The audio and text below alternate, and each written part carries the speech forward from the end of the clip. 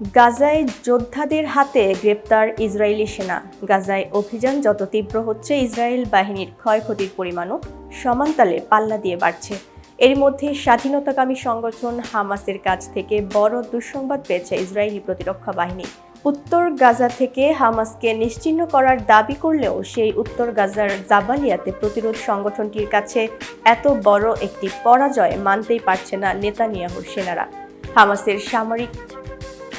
হামাসের সামরিক শাখা আল কাসাম ব্রিগেডের মুখপাত্র আবু উবায়দা জানান, গত শনিবার উত্তর গাজার জাবালিয়াতে এক সংঘর্ষের সময় বেশ কয়েকজন ইসরায়েলি সেনাকে আটক করে কাসাম ব্রিগেডের যোদ্ধারা। এ সময় ঠিক কতজন ইসরায়েলি সেনাকে আটক করা হয়েছে সে বিষয়ে কোনো তথ্য দেননি তিনি। কাসাম ব্রিগেডের নিজস্ব টেলিগ্রাম চ্যানেলে আপলোড করা এক ভিডিওতে দেখা যায়, গাজার একটি টানেলের ভেতর যোদ্ধারা এক ইসরায়েলি সেনাকে আহত অবস্থায় টেনে নিয়ে যাচ্ছে।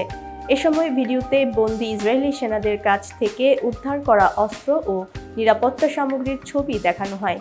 এতে ধারণ করা হচ্ছে কমপক্ষে ৩ সেনাকে আটক করেছে কাসাম ব্রিগেডের যোদ্ধারা।